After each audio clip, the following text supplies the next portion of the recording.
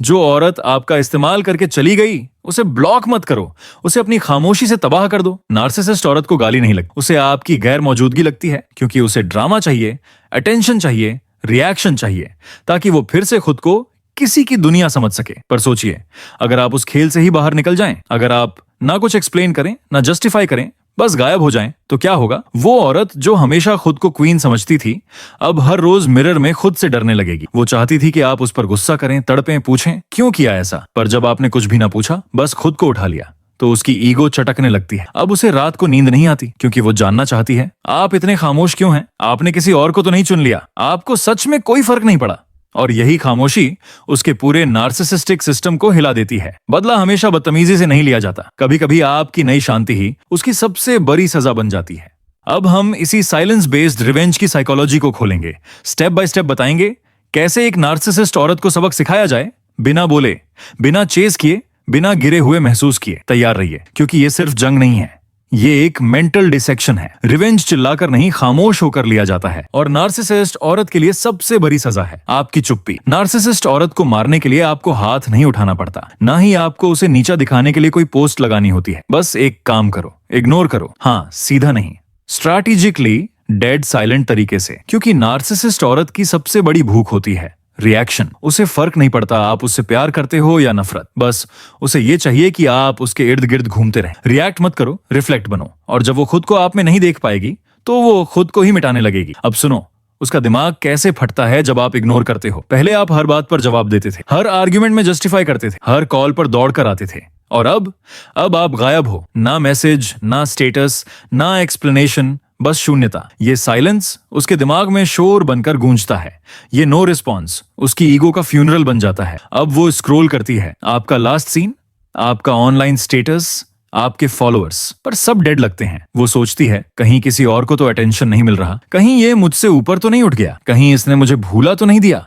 और यहीं से वो अंदर से डिसमेंटल होना शुरू करती है। अब इसे समझो डीप साइकोलॉजी से। नार्सिसिस्ट औरत को खुद से ज्यादा कुछ नहीं पसंद होता, और जब आप उसे मिरर की तरह दिखाते हो कि तुम अब इरेलेवेंट हो, तो उसकी पूरी दुनिया हिल जाती है। उसे उसकी रिफ्लेक्शन दिखाना यानी उसकी इल्यूजन को तोड़ देना, रिएक्ट करना यानी उसे वो फ्यूल देना जिससे वो फिर अपने गंदे गेम चालू रखे। लेकिन जब आप ब्लैंक स्टेयर, कोल्ड साइलेंस और काम इग्नोर देते हो, तो वो उस गेम को खुद ही अबॉर्ट कर देती है। इग्नोर में वो क्रूअल्टी होती है जो चीख में नहीं होती। एक अनरेड मैसेज उससे ज्यादा दर्द देता है जितना 100 गालियां नहीं दे सकती। एक सीन किया हुआ स्टोरी बिना रिप्लाई के उसकी ईगो को छील देता है। आपकी काम एनर्जी उसकी कैओटिक टॉक्सिक वाइब को नंगा कर देती है। आपकी नॉन इंटरेस्ट उसके लिए सबसे बड़ा रिजेक्शन बन जाता है। और नार्सिसिस्ट औरत रिजेक्शन नहीं झेल सकती, और साइलेंट स्ट्रैटेजी का गेम उसके लिए पूरा उल्टा है। अब वो आपको प्रोवोक करने की कोशिश करेगी, ड्रामा क्रिएट करेगी, इमोशनल मैसेजेस भेजेगी, नॉस्टैल्जिया प्ले करेगी, विक्टिम बनकर गिल्ट ट्रिप में डालेगी। पर आपको याद रखना है, उसका हर मैसेज एक जाल है, हर कॉल एक टेस्ट है कि आप अब भी वही इमोशनली वीक इंसान हो, या अब आप खुद पर मास्टर बन चुके हो। उसे क्लोजर नहीं, एक्सपोजर चाहिए। नार्सिसिस्ट क्लोजर मांगती है ताकि फिर से कंट्रोल हासिल कर सके। आप क्लोजर मत दीजिए, आप साइलेंस दीजिए, आप सक्सेस दीजिए, आप डिस्टेंस दीजिए, और फिर देखिए कैसे वो अंदर ही अंदर गलने लगती है। याद रखिए, एक नार्सिसिस्ट को जवाब मत दो, उसे उसकी बेबसी के सामने अकेला छोड़ दो।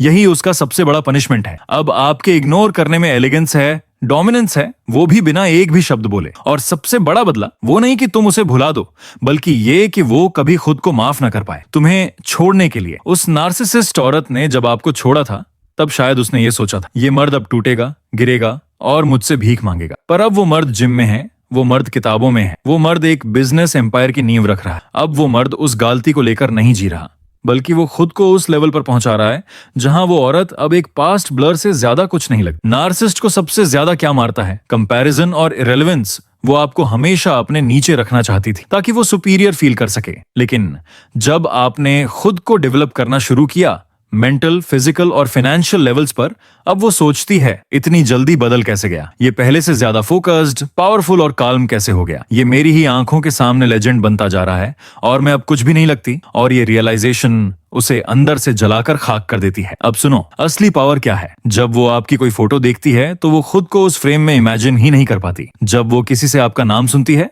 तो वो इंटरनली श्रिंक हो जाती है। जब उसे पता चलता है कि अब लोग आपको रिस्पेक्ट, स्टेटस और स्पेस दे रहे हैं तो उसकी ईगो पर ऐसी चोट लगती है जिसे वो कभी ओपनली एडमिट नहीं कर सकती। आपका सक्सेस अब उसका पनिशमेंट बन चुका है, क्योंकि अब कंपैरिजन में वो सिर्फ एक रिग्रेट बची है, एक अधूरी कहानी। अब वो देखेगी आपकी लग्जरी लाइफस्टाइल, आपके अंदर का काल्मनेस, आपके बोलने का तरीका, आपकी आंखों में ठहराव, आपकी एनर्जी में मैग्नेटिज्म, और सबसे खतरनाक चीज, आपकी उसे लेकर कंप्लीट इनडिफरेंस। जहां पहले उसका नाम आपकी दुनिया था, अब उसका नाम सिर्फ एक अनुभव है जिससे आपने इवॉल्व किया है। ग्रो करो, लेकिन शो मत करो, क्योंकि असली इंपैक्ट तब होता है जब आप चुपचाप ग्रो करते हैं और एक दिन वो खुद स्टॉक करती है आपको देखने के लिए और खुद को कंपेयर करने के लिए। कोई स्टेटस नहीं, कोई क्रिप्टिक कोट नहीं, बस एकदम खामोश डोमिनेशन। ग्रोथ इतनी लाउड होनी चाहिए कि वो अपने सर्कल में बैठे हुए भी आपकी ही बात सुने और उसे ये ना लगे कि आप शो ऑफ कर रहे हैं, बल्कि उसे लगे कि आप अब एक अलग दुनिया में हैं, जहां वो एग्जिस्ट ही नहीं करती। अब उसकी पनिशमेंट ये है कि वो कभी भी आप जैसा कोई दोबारा नहीं पाएगी। वो जितने भी लड़कों से बात करेगी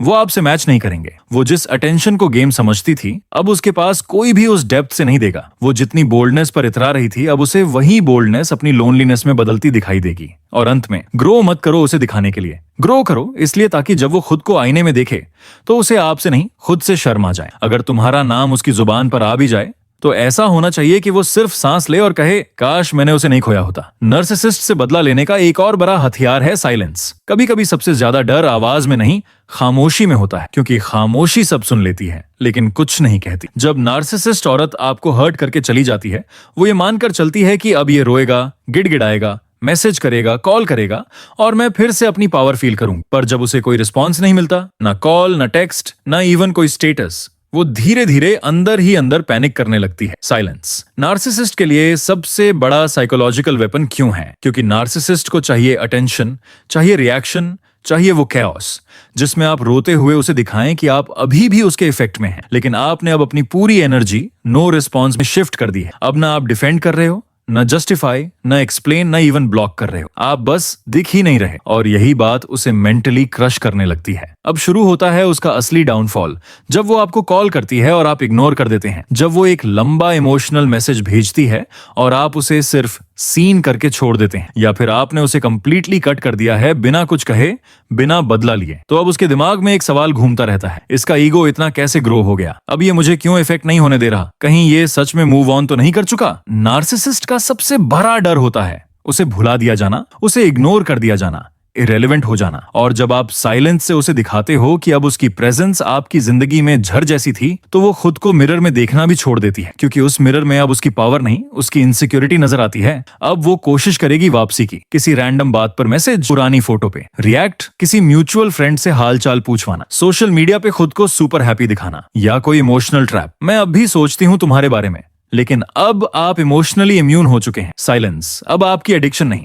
आपका स्टैंडर्ड बन चुका है। अब आप जवाब नहीं देते, अब आप खुद को अवेलेबल नहीं बनाते, क्योंकि अब आप जान चुके हैं कि हर रिप्लाई एक नई मैनिपुलेशन का गेट खोलता है। जब नार्सिसिस्ट को कंट्रोल ना मिले, वो टूटती नहीं है, वो घुलने लगती है, वो अपने ही थॉट्स में डूबने लगती है, सेल्फ डाउट का शिकार होती है। उसे लगता है, क्या मैं अब उसके लिए कुछ नहीं हूं? और ये थॉट हर उस पेन से बड़ा होता है जो आपने कभी फील किया था। और अंत में रिवेंज चिल्लाने से नहीं होता, रिवेंज तब होता है जब आपकी खामोशी उसके अंदर की सबसे तेज आवाज बन जाए। साइलेंस एक ऐसी लैंग्वेज है जो सिर्फ वो समझता है जिसने हर्ट किया हो, और नार्सिसिस्ट सबसे तेज उसी भाषा में टूटता है। ब्लॉक करना आसान है, पर एक्सेस ही ना देना, ये वो टॉर्चर है जो नार्सिसिस्ट को उसकी औकात याद दिलाता है। और बात करते हैं सेल्फ रिस्पेक्ट की, तो इससे बड़ी कोई सजा नहीं होती। नरक वो नहीं होता जहां आग जलती है, नरक वो होता है जहां कोई वापस आना चाहे पर उसकी जगह अब किसी और की इज्जत ने ले ली हो। नार्सिसिस्ट औरत की सबसे बड़ी ताकत होती है उसका यकीन कि आप हमेशा अवेलेबल रहेंगे, कि चाहे वो आपको कितना भी हर्ट कर दे,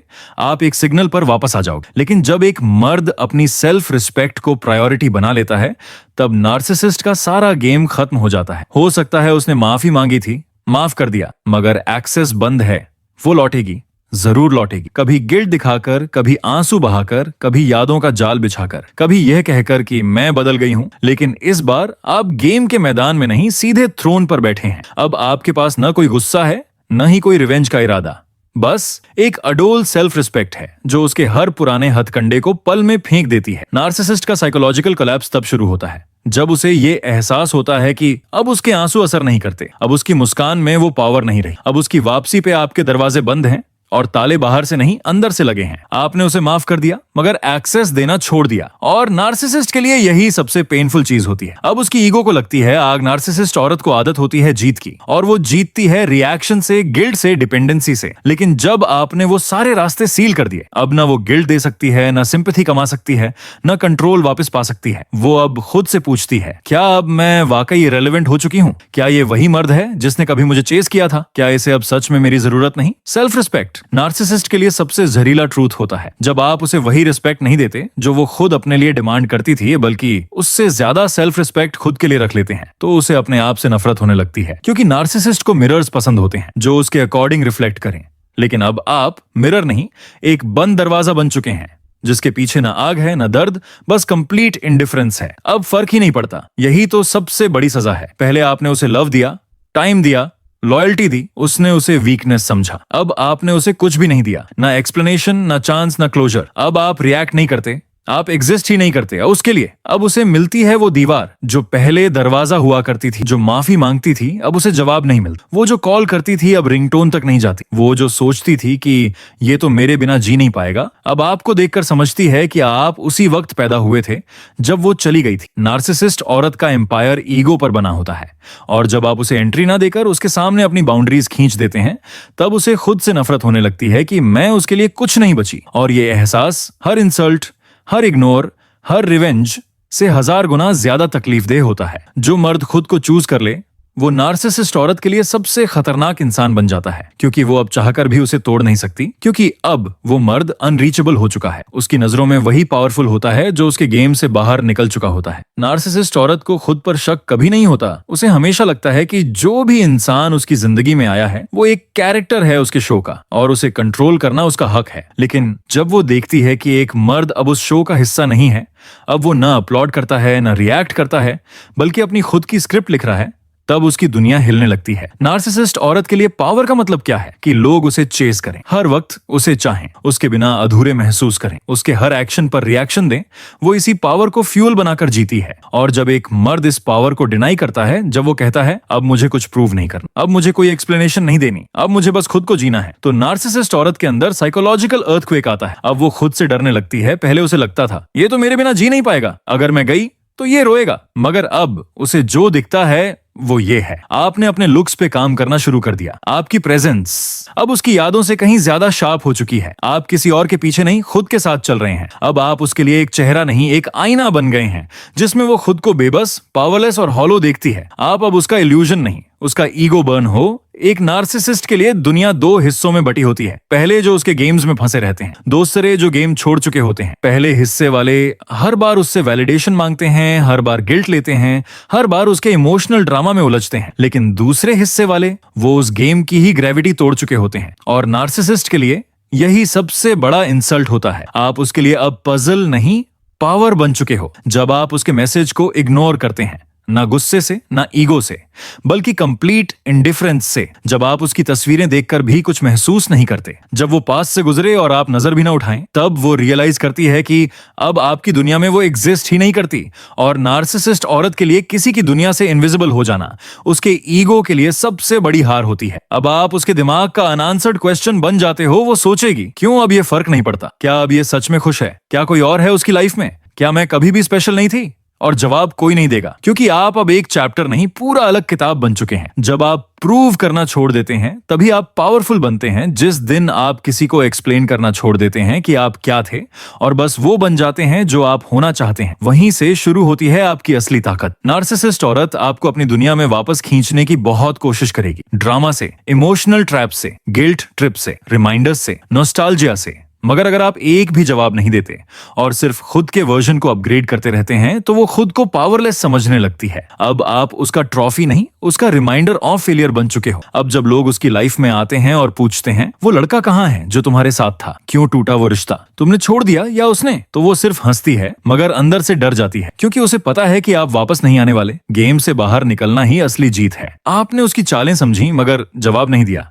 आपने उसकी नजरों में गिरना नहीं, खुद की नजरों में उठना चुना। अब आप उसके लिए एक मिस्ट्री हैं, एक बंद किताब जिसका आखिरी पन्ना वो कभी नहीं पढ़ पाएगी। और यही दर्द उसके ईगो के लिए सबसे गहरी सजा है। कभी कभी सबसे बड़ा सबक रिएक्ट करना नहीं होता, बल्कि एलिवेट करना होता है। उसे ये मत बताओ कि वो गलत थी, उसे ये महसूस करवाओ आपको खोकर उसने क्या खो दिया। एक नार्सिसिस्ट औरत की सबसे बड़ी हार तब होती है जब वो आपकी जिंदगी में लौटने की कोशिश करे और उसे एहसास हो कि अब आप वही इंसान नहीं हैं जिसे उसने कभी छोड़ दिया था। आपको लड़ना नहीं है, आपको उसका मुंह तोड़ जवाब नहीं देना, आपको बस इतना ग्रो करना है कि वो खुद अपनी नजरों में गिर जाए। क्योंकि नार्सिसिस्ट से लड़ना एक गेम है जिसमें जितना आप उलझते हो उतना ही खुद को खोते हो। मगर अगर आप उसकी चालों को पहचान कर खुद की एनर्जी, पावर और सक्सेस में बदल दो तो आप उस गेम के ऊपर उठ जाते हो। तो ये थे वो साइकोलॉजिकल तरीके जिससे एक नार्सिसिस्ट अपने घुटनों पर आ जाता है। अगर वीडियो अच्छी लगी हो तो लाइक करें और ऐसे ही साइकोलॉजी से जुड़ी वीडियो देखते रहने के लिए चैनल को सब्सक्राइब करें। धन्यवाद।